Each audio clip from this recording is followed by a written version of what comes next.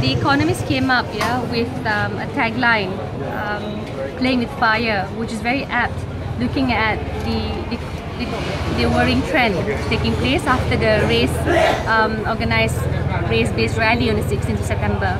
And I think the bigger problem we have in Malaysia is it's not organized by certain marginalized groups. It's actually organized and supported and condoned by the government of the day. And that's something that everyone should be condemning and rejecting.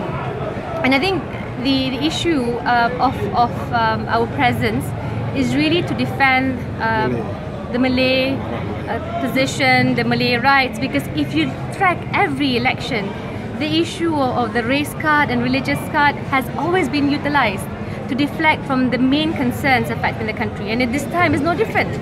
So I think it's more important for many Malaysians, even though 52% of Malays reject the race-based rally, but again, you can't rest on your laurels.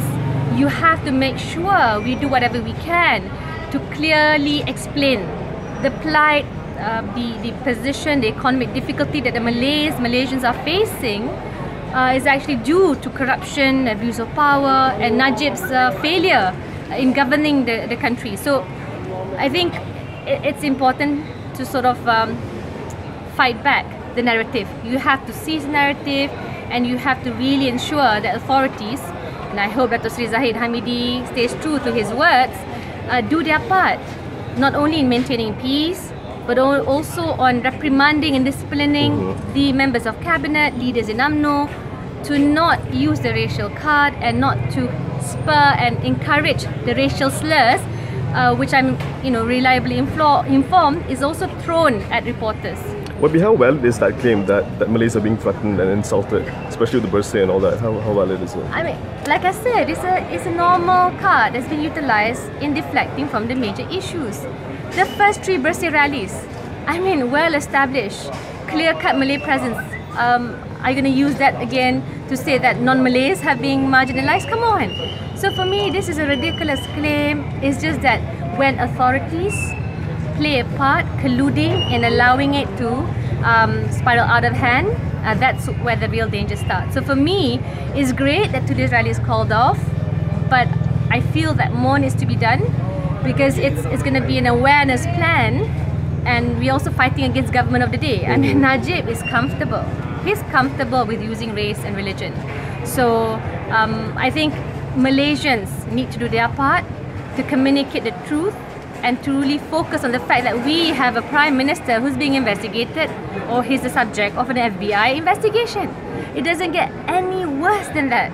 So, today, there's also a reminder asking all members of parliament, including from the UMNO, to come together. But I believe the importance is to break the existing political patronage and rent-seeking system, which allowed Najib to surface in the first place. And hopefully, we don't have much time, so we really have to do something clear-cut in the quest for change.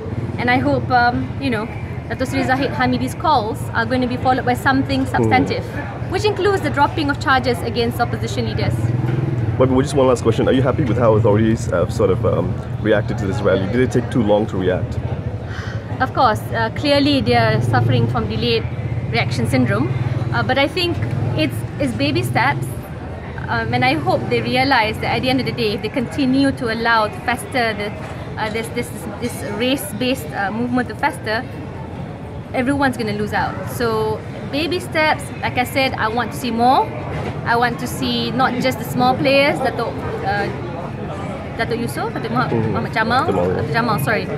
Jamal. These are small-time players. I think the big-time players, leaders in government, in UMNO, they themselves have to show the moral leadership in tackling race relations in this country, and they should be reprimanded.